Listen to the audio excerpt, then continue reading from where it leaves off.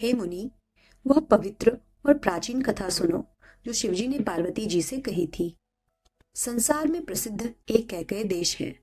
वहां सत्यकेतु नाम का राजा रहता था। वह धर्म की धुरी को धारण करने वाला, नीति की खान, तेजस्वी, प्रतापी, सुशील और बलवान था।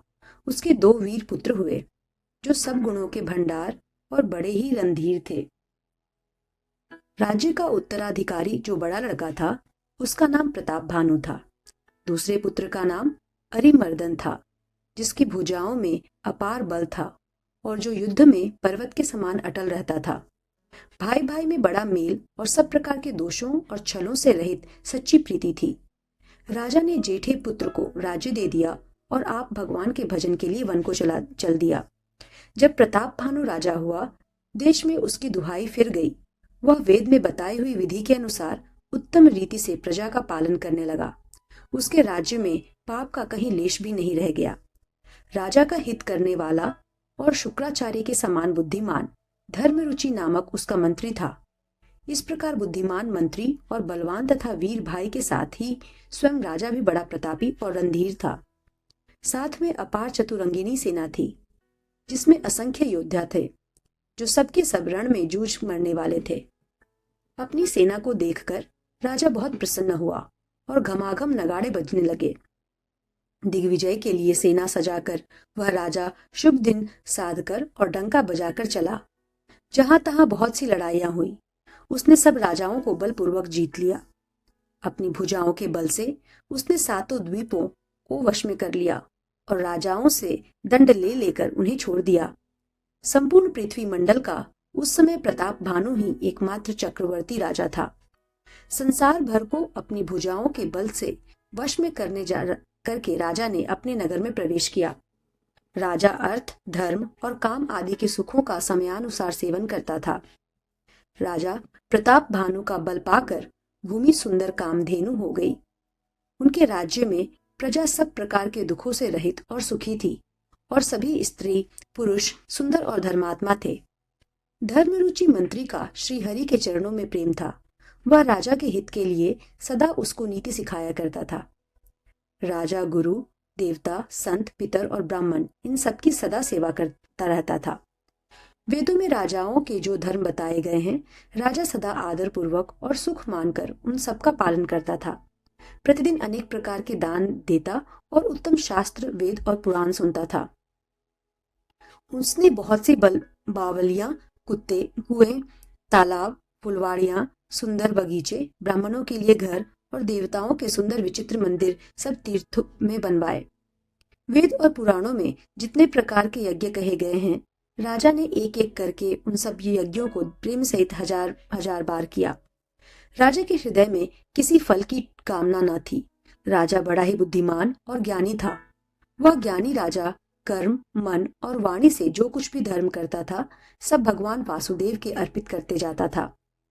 एक बार वह राजा एक अच्छे घोड़े पर सवार होकर शिकार का सब सामान सजाकर विंध्याचल के घने जंगल में गया और वहां उसने बहुत से उत्तम उत्तम हिरण मारे। राजा ने वन में फिरते हुए एक सुअर को देखा। दांतों के कारण वह ऐसा दिख पड़ता था मानो चंद्रमा को मुंह में पकड़कर राहु वन में आ छिपा हो। चंद्रमा बड़ा होने से उसके मुंह में समाता नहीं है और मानो क्रोधवश वह भी उसे उगलता नहीं है। यह तो सुअर के भयानक दांतों की शोभा कही गई। इधर उसका शरीर भी बहुत विशाल और मोटा था। घोड़े की आहट पाकर वह घुरघुराता हुआ कान उठाए चौकन्ना होकर देख रहा था। नील पर्वत के शिखर के समान विशाल उस सुअर को देखकर राजा घोड़े को चाबुक लगाकर तेजी से चला और उसने सुअर को ललकारा कि अब तेरा बचाव नहीं हो सकता। अधिक शब्द करते हुए घोड़े को अपनी तरफ आता देखकर सुअर पवन वेग से भाग चला। राजा ने तुरंत ही बाण को धनुष पर चढ़ाया। सुअर बाण को देखते ही धरती में दुबक गया। राजा तक तक कर तीर चलाता है, परंतु सुअर छल करके शरीर को बचाता जाता है। वह पशु कभी प्रकट होता है और कभी छिपता हुआ भाग जाता था और राजा भी क्रोध के वश के साथ उसके साथ पीछे लगा चला आता था। सुअर बहुत दूर ऐसे घने जंगल में चला गया जहां हाथी घोड़े का गम नहीं था। राजा बिल्कुल अकेला था और वन में क्लेश भी बहुत था। फिर भी राजा ने उस पशु का पीछा नहीं छोड़ा। राजा को बड़ा धैर्यवान देखकर सुअर भागकर पहाड़ की एक गहरी गुफा में जा घुसा। उसमें जाना कठिन देखकर राजा को बहुत पछता कर लौटना पड़ा, पर उस घोर वन में वह रास्ता भूल गया। बहुत परिश्रम करने से थका हुआ और घोड़े समेत भूख प्यास से व्याकुल राजा नदी तालाब खोजता खोजता पानी बिना बेहाल हो गया। वन में फिरते फिरते उसने एक आश्रम देखा। वहां कपट से मुनि का वेश बनाए एक राजा रहता था, जिसका देश राजा प्रताप भानु ने छीन लिया था और जो सेना को छोड़कर युद्ध से भाग गया था।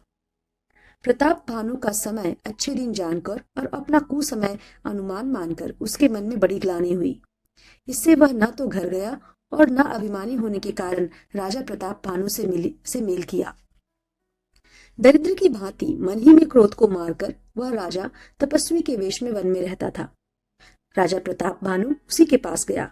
उसने तुरंत पहचान लिया कि यह प्रताप भानु है। राजा प्यासा होने के कारण व्याकुलता में उसे पहचान न सका।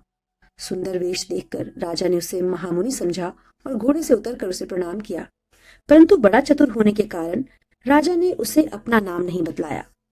राजा को प्यासा देखकर उसने सरोवर दिखला दिया। हर्षित होकर राजा ने घोड़े सहित उसमें स्नान और जलपान किया। सारी थकावट मिट गई। राजा सुखी हो गया। तब तपस्वी उसे अपने आश्रम में ले गया और सूर्यास्त का समय जानकर उसने राजा को बैठने के लिए आसन दिया। फिर वह तपस्वी कोमल वाणी से बोला, तुम कौन हो? सुंदर युवक होकर जीवन की परवाह ना करके वन में अकेले क्यों फिर रहे हो? तुम्हारे चक्रवर्ती राजा के से लक्षण देखकर मुझे बड़ी दया आती है।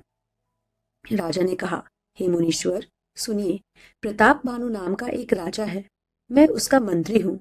शिकार के लिए फिरते हुए राह भूल गया हूँ। बड़े भाग्य से यहाँ आकर मैंने आपके चरणों के दर्शन पाए हैं। हमें आपका दर्शन दुर्लभ था, इससे जान पड़ता है कुछ भला होने वाला है। मुनि ने कहा, हे तात, अंधेरा हो गया। तुम्हारा नगर यहाँ से 70 योजन पर है। हे सुजान, सुनो, घोर अंधेरी रात है, घना जंगल है, रास्ता नहीं है। ऐसा समझकर तुम आज यहीं ठहर जाओ, सवेरा होते ही चले जाना। तुलसीदास जी कहते हैं, जैसी भवितव्यता होती है वैसी ही सहायता मिल जाती है। या तो वह आप ही उसके पास आती है या उसको वहां ले आती है। हे नाथ, बहुत अच्छा। ऐसा कहकर और उसकी आज्ञा सिर चढ़ाकर घोड़े को वृक्ष से बांधकर राजा बैठ गया। राजा ने उसकी बहुत प्रकार से प्रशंसा की और उसके चरणों की वंदना करके अपने भाग्य की सराहना की। फिर सुंदर कोमलवाणी से कहा, हे प्रभु, आपको पिता जानकर मैं ढिठाई करता हूँ। हे मुनीश्वर, मुझे अपना पुत्र और सेवक जानकर अपना नाम विस्तार से बतलाइए। राजा ने उसको नहीं पहचाना, पर वह राजा को पहचान गया था। राजा तो शुद्ध हृदय था और वह कपट करने में चतुर था। एक तो वैरी, फिर जाति का क्षत्रिय, फिर राजा। वह छल बल से अपना काम बनाना चाहता था। वह शत्रु अपने राज्य सुख को समझ करके दुखी था। उसकी छाती आग की तरह सुलग रही थी। राजा के सरल वचन कान से सुनकर अपने वैर को याद कर वह हृदय में हर्षित हुआ। वह कपट में डूबोकर बड़ी युक्ति के साथ कोमलवाणी से बोला, अब हमारा नाम भिखारी है, क्योंकि हम निर्धन और अनिकेत हैं। राजा ने कहा, जो आपके सदृश विज्ञान के निधान और सर्वथा अभिमान रहित होते हैं, वे अपने स्वरूप को सदा छिपाए रहते हैं, क्योंकि कुवेश बनाकर रहने में ही सब तरह का कल्याण है। इसी से तो संत और वेद पुकार कर कहते हैं कि परम अकिंचन, सर्वथा अहंकार, ममता और मान रहित ही भगवान को प्रिय होते हैं। आप सरीके निर्धन, भिखारी और गृहहीनों को देखकर ब्रह्मा और शिव जी को भी संदेह हो जाता है कि वे वास्तविक संत हैं या भिखारी। आप जो हो सो हो, मैं आपके चरणों में नमस्कार करता हूँ। हे स्वामी, अब मुझ पर कृपा कीजिए। अपने ऊपर राजा की स्वाभाविक प्रीति और अपने विषय में उसका अधिक विश्वास देखकर सब प्रकार से राजा को अपने वश में करके अधिक स्नेह दिखाता हुआ वह कपट तपस्वी बोला, हे राजन, सुनो, मैं तुमसे सत्य कहता हूँ। मुझे यहाँ रहते बहुत समय बीत गया है। अब तक ना तो कोई मुझसे मिला और ना मैं अपने को किसी पर प्रकट करता हूँ, क्योंकि लोक में प्रतिष्ठा अग्नि के समान है, तो तप रूपी वन को भस्म कर डालती है। तुलसीदास जी कहते हैं, सुंदर वेश देखकर मूढ़ नहीं, चतुर मनुष्य भी धोखा खा जाते हैं। सुंदर मोर को देखो, उसका वचन तो अमृत के समान है और आहार सांप का है। कपट तपस्वी ने कहा, इसी से मैं जगत में छिपकर रहता हूँ। श्री हरि को छोड़कर किसी से कुछ भी प्रयोजन नहीं रखता। प्रभु तो बिना जनाए ही सब जान जाते हैं। फिर कहो, संसार को रिझाने से क्या सिद्धि मिलेगी? तुम पवित्र और सुंदर बुद्धि वाले हो, इससे मुझे बहुत ही प्यारे हो और तुम्हारी भी मुझ पर प्रीति और विश्वास है। हे तात, अब यदि मैं तुमसे कुछ छिपाता हूँ तो मुझे बहुत ही भयानक दोष लगेगा। ज्यो ज्यो वह तपस्वी उदासीनता की बातें कहता था, त्यों ही राजा को विश्वास उत्पन्न होता जाता था।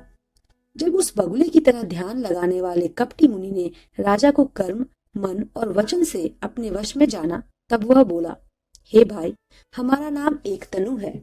यह सुनकर राजा ने फिर सिर नवाकर कहा, मुझे अपना अत्यंत अनुरागी सेवक जानकर अपने नाम का अर्थ समझाकर कहिए।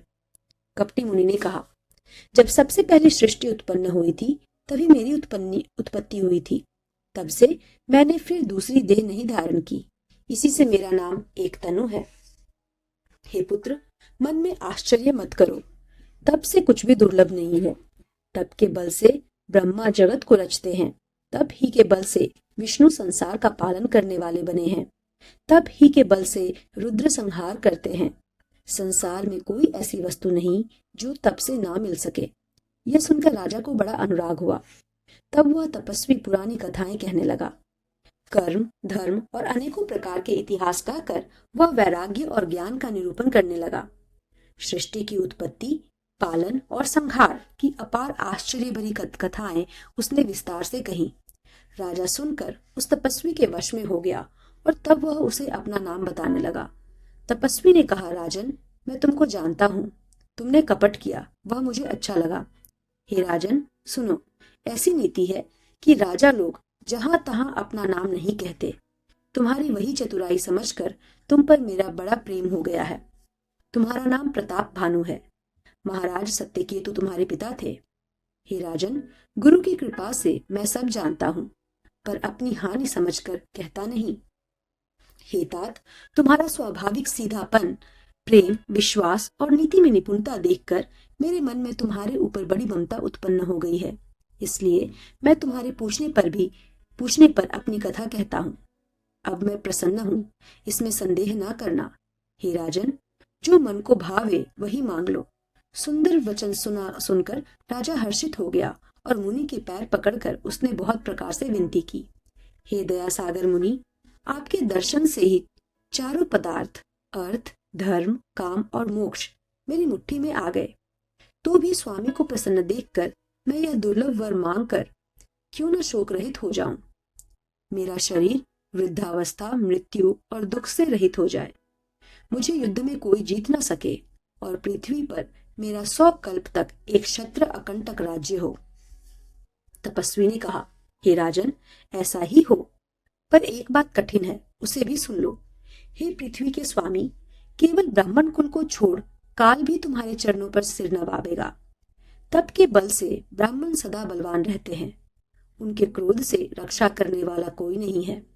हे नरपति, यदि तुम ब्राह्मणों को वश में कर लो तो ब्रह्मा, विष्णु और महेश भी तुम्हारे अधीन हो जाएंगे। ब्राह्मण कुल से जोर जबरदस्ती नहीं चल सकती। मैं दोनों भुजा उठाकर सत्य कहता हूँ। हे राजन, सुनो, ब्राह्मणों के शाप बिना तुम्हारा नाश किसी काल में नहीं होगा। राजा उसके वचन सुनकर बड़ा प्रसन्न हुआ और कहने लगा, हे स्वामी, मेरा नाश अब नहीं होगा। हे कृपा निधान प्रभु, आपकी कृपा से मेरा सब समय कल्याण होगा। एवमस्तु कहकर वह कुटिल कपटी मुनि फिर बोला, किंतु तुम मेरे मिलने तथा अपने राह भूल जाने की बात किसी से कहना नहीं। यदि कह दोगे तो हमारा दोष नहीं। हे राजन, मैं तुमको इसलिए मना करता हूँ कि इस प्रसंग को कहने से तुम्हारी बड़ी हानि होगी। छठे कान में यह बात पढ़ते ही तुम्हारा नाश हो जाएगा। मेरा यह वचन सत्य जानना। हे प्रताप भानु, सुनो, इस बात के प्रकट करने से अथवा ब्राह्मणों के शाप से तुम्हारा नाश होगा और किसी उपाय से, चाहे ब्रह्मा और शंकर भी मन में क्रोध करें, तुम्हारी मृत्यु नहीं होगी। राजा ने मुनि के चरण पकड़कर कहा, हे स्वामी, सत्य ही है। ब्राह्मण और गुरु के क्रोध से कहिए कौन रक्षा कर सकता है। यदि ब्रह्मा भी क्रोध करें तो गुरु बचा लेते हैं, पर गुरु से विरोध करने पर जगत में कोई भी बचाने वाला नहीं है। यदि मैं आपके कथन के अनुसार नहीं चलूंगा तो भले ही मेरा नाश हो जाए, मुझे इसकी चिंता नहीं है। मेरा मन तो हे प्रभु केवल एक ही डर से डर रहा है कि ब्राह्मणों का शाप बड़ा भयानक होता है। वे ब्राह्मण किस प्रकार से वश में हो सकते हैं, कृपा करके वह भी बताइए। हे दीन दयालु, आपको छोड़कर और किसी को मैं अपना हेतु नहीं देखता। तपस्वी ने कहा, हे राजन सुनो, संसार में उपाय तो बहुत हैं, पर वे कष्ट साध्य हैं, और इस पर भी सिद्ध हो या ना हो। हाँ, एक उपाय बहुत सहज है, परंतु उसमें भी एक कठिनता है। हे राजन, वह युक्ति तो मेरे हाथ है, पर मेरा जाना तुम्हारे नगर में हो नहीं सकता। जब से पैदा हुआ हूं तब से आज तक मैं किसी के घर अथवा गांव नहीं गया, परंतु यदि नहीं जाता हूं तो तुम्हारा काम बिगड़ता है। आज यह बड़ा असमंजस आ पड़ा है। यह सुनकर राजा कोमल वाणी से बोला, हे नाथ, वेदों में ऐसी नीति कही है कि बड़े लोग छोटों पर स्नेह करते हैं। पर्वत अपने सिरों पर सदा घास को धारण किए रहते हैं, अगाध समुद्र अपने मस्तक पर फेन को धारण करता है, और धरती अपने सिर पर सदा धूलि को धारण किए रहती है। ऐसा कहकर राजा ने मुनि के चरण पकड़ लिए और कहा, हे स्वामी, कृपा कीजिए। आप संत हैं, दीन दयालु हैं, अतः हे प्रभु, मेरे लिए इतना कष्ट अवश्य सहिए। राजा को अपने अधीन जानकर कपट में प्रवीण तपस्वी बोला, हे राजन सुनो, मैं तुमसे सत्य कहता हूँ, जगत में मुझे कुछ भी दुर्लभ नहीं है। मैं तुम्हारा काम अवश्य करूंगा, क्योंकि तुम मन, वाणी और शरीर तीनों से मेरे भक्त हो। पर योग, युक्ति, तप और मंत्र का प्रभाव तभी फलीभूत होता है जब वे छिपाकर किए जाते हैं। हे नरपति, मैं यदि रसोई बनाऊं और तुम उसे परोसो और मुझे कोई जानने ना पावे, तो उस अन्न को जो जो खाएगा सो तुम्हारा आज्ञाकारी बन जाएगा। यही नहीं, उन भोजन करने वालों के घर भी जो कोई भोजन करेगा, हे राजन सुनो, वह भी तुम्हारे अधीन हो जाएगा। हे राजन, जाकर यही उपाय करो और वर्ष भर भोजन कराने का संकल्प कर लेना। नित्य नए 1,00,000 ब्राह्मणों को कुटुंब सहित निमंत्रित करना। मैं तुम्हारे संकल्प तक प्रतिदिन भोजन बना दिया करूंगा। हे राजन, इस प्रकार बहुत ही थोड़े परिश्रम से सब ब्राह्मण तुम्हारे वश में हो जाएंगे। ब्राह्मण हवन, यज्ञ और सेवा पूजा करेंगे, तो उस प्रसंग से देवता भी सहज ही वश में हो जाएंगे। मैं एक और पहचान तुमको बताए देता हूँ कि मैं इस रूप में कभी ना आऊंगा। हे राजन, मैं अपनी माया से तुम्हारे पुरोहित को हर लाऊंगा।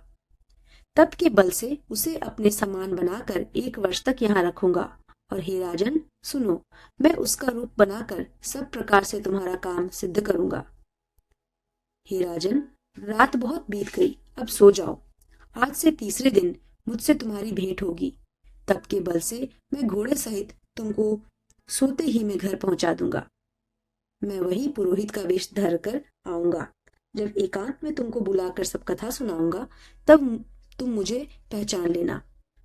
राजा ने आज्ञा मानकर शयन किया और वह कपट ज्ञानी आसन पर जा बैठा। राजा थका था, उसे खूब गहरी नींद आ गई, पर वह कपटी कैसे सोता, उसे तो बहुत ही चिंता हो रही थी।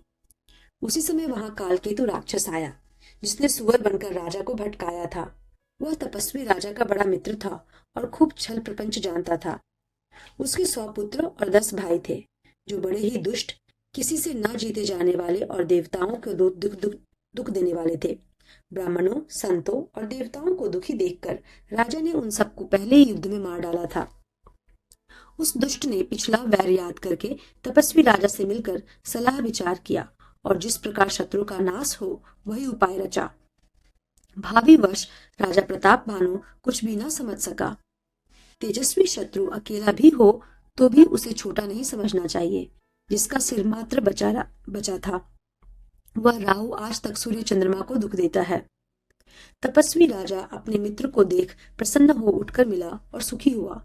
उसने मित्र को सब कथा कह सुनाई। तब राक्षस आनंदित होकर बोला, हे राजन सुनो, जब तुमने मेरे कहने के अनुसार इतना काम कर लिया, तो अब मैंने शत्रु को काबू में कर ही लिया। समझो, तुम अब चिंता त्याग से सो रहो। विधाता ने बिना ही दवा के रोग दूर कर दिया। कुल सहित शत्रु को जड़ मूल से उखाड़ बहाकर आज से चौथे दिन मैं तुमसे आ मिलूंगा। इस प्रकार तपस्वी राजा को खूब दिलासा देकर वह महामायावी और अत्यंत क्रोधी राक्षस चला। उसने प्रताप भानु राजा को घोड़े सहित क्षण भर में घर पहुंचा दिया। राजा को रानी के पास सुलाकर घोड़े को अच्छी तरह से घुड़साल में बांध दिया। फिर वह राजा के पुरोहित को उठा ले गया और माया से उसकी बुद्धि को भ्रम में डालकर उसे अपने पहाड़ की खोह में ला रखा। वह आप पुरोहित का रूप बनाकर उसकी सुंदर सेज पर जा लेटा। राजा सवेरा होने से पहले ही जगा और अपना घर देखकर उसने बड़ा ही आश्चर्य माना। मन में मुनि की महिमा का अनुमान करके वह धीरे से उठा, जिसमें रानी ना जान पावे। फिर उसी घोड़े पर चढ़कर वन को चला गया। नगर के किसी भी स्त्री पुरुष ने नहीं जाना। दोपहर बीत जाने पर राजा आया। घर घर उत्सव होने लगे और बधावा बजने लगे। जब राजा ने पुरोहित को देखा तब वह अपने उसी कार्य का स्मरण करके उसे आश्चर्य से देखने लगा। राजा को 3 दिन युग के समान बीते। उसकी बुद्धि कपटी मुनि के चरणों में लगी रही। निश्चित समय जानकर पुरोहित बना हुआ राक्षस आया और राजा के साथ की हुई गुप्त सलाह के अनुसार उसने अपने सब विचार उसे समझाकर कह दिए। संकेत के अनुसार गुरु को उस रूप में पहचानकर राजा प्रसन्न हुआ। भ्रमवश उसे चेत न रहा कि यह तापस मुनि है या काल ऋतु राक्षस। उसने तुरंत 1 लाख उत्तम ब्राह्मणों को कुटुंब सहित निमंत्रण दिया। पुरोहित ने 6 रस और 4 प्रकार के भोजन, जैसा कि वेदों में वर्णन है, बनाए। उसने मायामयी रसोई तैयार की और इतने व्यंजन बनाए जिन्हें कोई गिन नहीं सकता। अनेक प्रकार के पशुओं का मांस पकाया और उसमें उस दुष्ट ने ब्राह्मणों का मांस मिला दिया। सब ब्राह्मणों को भोजन के लिए बुलाया और चरण धोकर आदर सहित बैठाया। ज्यों ही राजा परोसने लगा, उसी काल केतुकृत आकाशवाणी हुई, हे ब्राह्मणों, उठ उठकर अपने घर जाओ। यह अन्न मत खाओ, इसके खाने में बड़ी हानि है। रसोई में ब्राह्मणों का मांस बना है। आकाशवाणी का विश्वास मानकर सब ब्राह्मण उठ खड़े हुए। राजा व्याकुल हो गया, परंतु उसकी बुद्धि मोह में भूली हुई थी। होनहार वश उसके मुंह से एक बात भी न निकली। तब ब्राह्मण क्रोध सहित बोल उठे। उन्होंने कुछ भी विचार नहीं किया। अरे मूर्ख राजा, तू जाकर परिवार सहित राक्षस हो। हे नीच क्षत्रिय, तूने जो परिवार सहित ब्राह्मणों को बुलाकर उन्हें नष्ट करना चाहा था, ईश्वर ने हमारे धर्म की रक्षा की। अब तू परिवार सहित नष्ट होगा। 1 वर्ष के भीतर तेरा नाश हो जाए। तेरे कुल में कोई पानी देने वाला तक न रहेगा। शाप सुनकर राजा भय के मारे अत्यंत व्याकुल हो गया। फिर सुंदर आकाशवाणी हुई, हे ब्राह्मणों, तुमने विचार कर शाप नहीं दिया। राजा ने कुछ भी अपराध नहीं किया। आकाशवाणी सुनकर सब ब्राह्मण चकित हो गए। तब राजा वहां गया, जहां भोजन बना था। देखा तो वहां ना भोजन था, न रसोईया ब्राह्मण ही था। तब राजा मन में अपार चिंता करता हुआ लौटा। उसने ब्राह्मणों को सब वृतांत सुनाया और बड़ा ही भयभीत और व्याकुल होकर वह पृथ्वी पर गिर पड़ा। हे राजन, यद्यपि तुम्हारा दोष नहीं है, तो भी होनहार नहीं मिटता। ब्राह्मणों का शाप बहुत ही भयानक होता है। यह किसी तरह भी टाले नहीं टल सकता। ऐसा कहकर सब ब्राह्मण चले गए। नगर वासियों ने जब यह समाचार पाया तो वे चिंता करने और विधाता को दोष देने लगे, जिसने हंस बनाते बनाते कौवा कर दिया। पुरोहित को उसके घर पहुंचाकर असुर ने कपटी तपस्वी को खबर दी। उस दुष्ट ने जहां तहां पत्र भेजे, जिससे सब वैरी राजा सेना सजा सजाकर चढ़ दौड़े और उन्होंने डंका बजाकर नगर को घेर लिया। नित्य प्रति अनेक प्रकार से लड़ाई होने लगी। प्रताप भानु के सब योद्धा शूरवीरों की करनी करके रण में जूझ मरे। राजा भी भाई सहित खेत रहा। सत्यकेतु के कुल में कोई नहीं बचा। ब्राह्मणों का शाप झूठा कैसे हो सकता था। शत्रु को जीतकर नगर को फिर से बसाकर सब राजा विजय और यश पाकर अपने अपने नगर को चले गए। याज्ञवल्क्य जी कहते हैं, हे भारद्वाज, सुनो, विधाता जब जिसके विपरीत होते हैं तब उसके लिए धूल सुमेरु पर्वत के समान, पिता यम के समान और रस्सी सांप के समान हो जाती है। हे मुनि, सुनो, समय पाकर वही राजा परिवार सहित रावण नामक राक्षस हुआ। उसके 10 सिर और 20 भुजाएं थी और वह बड़ा ही प्रचंड शूरवीर था। अरिमर्दन नामक जो राजा का छोटा भाई था, वह बल का धाम कुंभकर्ण हुआ। उसका जो मंत्री था, जिसका नाम धर्मरुचि था, वह रावण का सौतेला छोटा भाई हुआ। उसका विभीषण नाम था, जिसे सारा जगत जानता है। वह विष्णु भक्त और ज्ञान विज्ञान का भंडार था, और जो राजा के पुत्र और सेवक थे, वे सभी बड़े भयानक राक्षस हुए। वे सब अनेकों जाति के मनमाना रूप धारण करने वाले, दुष्ट, कुटिल, भयंकर, विवेक रहित, निर्दयी, हिंसक, पापी और संसार भर को दुख देने वाले हुए। उनका वर्णन नहीं हो सकता। यद्यपि वे पुलस्त्य ऋषि के पवित्र, निर्मल और अनुपम कुल में उत्पन्न हुए, तथापि ब्राह्मणों के शाप के कारण वे सब पाप रूप हुए। तीनों भाइयों ने अनेकों प्रकार की बड़ी ही कठिन तपस्या की, जिसका वर्णन नहीं हो सकता। उनका उग्र तप देखकर ब्रह्मा जी उनके पास गए और बोले, हे तात, मैं प्रसन्न हूँ, वर मांगो। रावण ने विनय करके और चरण पकड़कर कहा, हे जगदीश्वर, सुनिए, वानर और मनुष्य, इन दो जातियों को छोड़कर हम और किसी के मारे ना मरे। शिवजी कहते हैं कि मैंने और ब्रह्मा ने मिलकर उसे वर दिया कि ऐसा ही हो। तुमने बड़ा तप किया है। फिर ब्रह्मा जी कुंभकर्ण के पास गए। उसे देखकर उनके मन में बड़ा आश्चर्य हुआ। जो यह दुष्ट नित्य आहार करेगा, जो सारा संसार ही हो जाएगा, ऐसा विचार कर ब्रह्मा जी ने सरस्वती की प्रेरणा करके उसकी बुद्धि फेर दी, जिससे उसने 6 महीने की नींद मांगी। फिर ब्रह्मा जी विभीषण के पास गए और बोले, हे पुत्र, वर मांगो। उसने भगवान के चरण कमलों में निर्मल प्रेम मांगा। उनको वर देकर ब्रह्मा जी चले गए और वे तीनों भाई हर्षित होकर अपने घर लौट आए। दानव की मंदोदरी नाम की कन्या परम सुंदरी और स्त्रियों में शिरोमणि थी। मैंने उससे लाकर रावण को दिया। उसने जान लिया कि यह राक्षसों का राजा होगा। अच्छी स्त्री पाकर रावण प्रसन्न हुआ और फिर उसने जाकर दोनों भाइयों का विवाह कर दिया। समुद्र के बीच में त्रिकूट नामक पर्वत पर ब्रह्मा का बनाया हुआ एक बड़ा भारी किला था। महान मायावी और निपुण कारीगर मैं दानव ने उसको फिर से सजा दिया। उसने मणियों से जड़े हुए सोने के अगणित महल थे।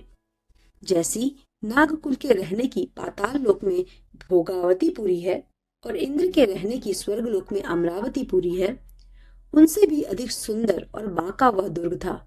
जगत में उसका नाम लंका प्रसिद्ध हुआ। उसे चारों ओर से समुद्र की अत्यंत गहरी खाई घेरे हुए। उस दुर्ग के मणियों से जड़ा हुआ सोने का मजबूत परकोटा है, जिसकी कारीगरी का वर्णन नहीं किया जा सकता। भगवान की प्रेरणा से जिस कल्प में जो राक्षसों का राजा रावण होता है, वही शूर, प्रतापी, अतुलित बलवान अपनी सेना सहित उस पुरी में बसता है। पहले वहां बड़े बड़े योद्धा राक्षस रहते थे। देवताओं ने उन सबको युद्ध में मार डाला। अब इंद्र की प्रेरणा से वहां कुबेर के 1 करोड़ रक्षक रहते हैं। रावण को कहीं ऐसी खबर मिली, तब उसने सेना सजाकर किले को जा घेरा। उस बड़े विकट योद्धा और उसकी बड़ी सेना को देखकर यक्ष अपने प्राण लेकर भाग गए।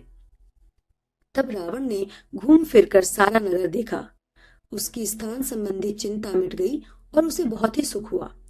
उस पुरी को स्वाभाविक ही सुंदर है और बाहर वालों के लिए दुर्गम अनुमान करके रावण ने वहां अपनी राजधानी कायम की। योग्यता के अनुसार घरों को बांटकर रावण ने सब राक्षसों को सुखी किया। एक बार वह कुबेर पर चढ़ दौड़ा और उसके पुष्पक विमान को जीतकर ले आया।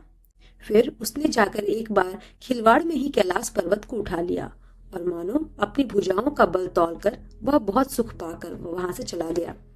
सुख, संपत्ति, पुत्र, सेना, सहायक, जय, प्रताप, बल, बुद्धि और बड़ाई, ये सब उसके नित्य नए वैसे ही बढ़ते जाते थे जैसे प्रत्येक लाभ पर लोभ बढ़ता है।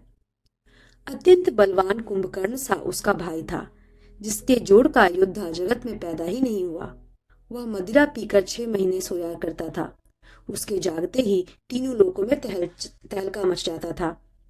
यदि वह प्रतिदिन भोजन करता, तब तो संपूर्ण विश्व शीघ्र ही खाली हो जाता। रणधीर ऐसा था कि जिसका वर्णन नहीं किया जा सकता। लंका में उसके ऐसे असंख्य बलवान वीर थे। मेघनाद रावण का बड़ा लड़का था, जिसका जगत के योद्धाओं में पहला नंबर था। रण में कोई भी उसका सामना नहीं कर सकता था। स्वर्ग में तो उसके भय से नित्य भगदड़ मची रहती थी। इनके अतिरिक्त दुर्मुख, अकंपन, वज्रदंत, धूमकेतु और अतिकाय आदि ऐसे अनेक योद्धा थे जो अकेले ही सारे जगत को जीत सकते थे। सभी राक्षस मनमाना रूप बना सकते थे और आसुरी माया जानते थे। उनके दया धर्म स्वप्न में भी नहीं था। एक बार सभा में बैठे हुए रावण ने अपने अगणित परिवार को देखा। पुत्र, पौत्र, कुटुंबी और सेवक ढेर के ढेर थे। सारे राक्षसों की जातियों को तो गिन ही कौन सकता था। अपनी सेना को देखकर स्वभाव से ही अभिमानी रावण क्रोध और गर्व में सनी हुई वाणी से बोला, हे समस्त राक्षसों के दलों, सुनो, देवतागण हमारे शत्रु हैं। वे सामने आकर युद्ध नहीं करते, बलवान शत्रु को देखकर भाग जाते हैं। उनका मरण एक ही उपाय से हो सकता है, मैं समझाकर कहता हूं, अब उसे सुनो। उनके बल को बढ़ाने वाले ब्राह्मण भोज, यज्ञ, हवन और श्राद्ध, इन सब में जाकर तुम बाधा डालो। भूख से दुर्बल और बलहीन होकर देवता सहज ही में आ मिलेंगे, तब उनको मैं मार डालूंगा, अथवा भली भांति अपने अधीन करके सर्वथा पराधीन करके छोड़ दूंगा। फिर उसने मेघनाद को बुलवाया और सिखा पढ़ाकर उसके बल और देवताओं के प्रति वैर भाव को उत्तेजना दी। फिर कहा, हे पुत्र, तुम देवता रण में धीर और बलवान हैं और जिन्हें लड़ने का अभिमान है, उन्हें युद्ध में जीतकर बांध लाना। बेटे ने उठकर पिता की आज्ञा को शिरोधार्य किया। इसी तरह उसने सबको आज्ञा दी और आप भी हाथ में गदा लेकर चल दिया। रावण के चलने से पृथ्वी डगमगाने लगी और उसकी गर्जना से देव मणियों के गर्भ गिरने लगे। रावण को क्रोध सहित आते हुए सुनकर देवताओं ने सुमेरु पर्वत की गुफाएं तकी। दिक्पालों ने सारे सुंदर लोगों को रावण ने सुना पाया। वह बार बार भारी सिंह गर्जना करके देवताओं को ललकार ललकार कर गालियां देता था। रण के मद में मतवाला होकर वह अपनी जोड़ी का योद्धा खोजता हुआ जगत भर में दौड़ता फिरा, परंतु उसे ऐसा योद्धा कहीं नहीं मिला। सूर्य, चंद्रमा, वायु, वरुण, कुबेर, अग्नि, काल और यम आदि सब अधिकारी, किन्नर, सिद्ध, मनुष्य, देवता और नाग, सभी के पीछे वह हठपूर्वक पड़ गया। किसी को भी उसने शांतिपूर्वक नहीं बैठने दिया। ब्रह्मा जी की सृष्टि में जहां तक शरीरधारी स्त्री पुरुष थे, सभी रावण के अधीन हो गए। डर के मारे सभी उसकी आज्ञा का पालन करते थे और नित्य आकर नम्रता पूर्वक उसके चरणों में सिर नवाते थे। उसने भुजाओं के बल से सारे विश्व को वश में कर लिया, किसी को स्वतंत्र नहीं रहने दिया। इस प्रकार मंडलिक राजाओं का शिरोमणि रावण अपने इच्छानुसार राज्य करने लगा। देवता, यक्ष, गंधर्व, मनुष्य, किन्नर और नागों की कन्याओं तथा बहुत सी अन्य सुंदरी और उत्तम स्त्रियों को उसने अपनी भुजाओं के बल से जीत कर ब्याह लिया। मेघनाद से उसने जो कुछ कहा उसे मेघनाद ने मानो पहले से ही कर रखा था, अर्थात रावण के कहने पर की देरी थी। उसने आज्ञा पालन में तनिक भी देर नहीं की। जिनको रावण ने मेघनाद से पहले ही आज्ञा दे रखी थी, उन्होंने जो करतूतें की उन्हें सुनो। सब राक्षसों के समूह देखने में बड़े भयानक, पापी और देवताओं को दुख देने वाले थे। वे असुरों के समूह उपद्रव करते थे और माया से अनेकों प्रकार के रूप धरते थे। जिस प्रकार धर्म की जड़ कटे, वे वही सब वेद विरुद्ध काम करते थे। जिस जिस स्थान में वे गौ और ब्राह्मणों को पाते थे, उसी नगर, गांव और पूर्वे में आग लगा देते थे। उनके डर से कहीं भी शुभ आचरण, ब्राह्मण भोज, यज्ञ, श्राद्ध आदि नहीं होते थे। देवता, ब्राह्मण और गुरु को कोई नहीं मानता था। न हरि भक्ति थी, न यज्ञ, तप और ज्ञान था। वेद और पुराण तो स्वप्न में भी सुनने को नहीं मिलते थे। जब योग, वैराग्य, तप तथा यज्ञ में देवताओं के भाग पाने की बात रावण कहीं कानों से सुन पाता तो उसी समय स्वयं उठ दौड़ता, कुछ भी रहने नहीं पाता। वह सबको पकड़कर विध्वंस कर डालता था। संसार में ऐसा भ्रष्ट आचरण फैल गया कि धर्म तो कानों में भी सुनने में नहीं आता था। जो कोई वेद और पुराण कहता, उसको बहुत तरह से त्रास देता और देश से निकाल देता था। राक्षस लोग जो घोर अत्याचार करते थे, उसका वर्णन नहीं किया जा सकता। हिंसा पार ही जिनकी प्रीति है, उनके पापों का क्या ठिकाना। मास पारायण, छठा विश्राम।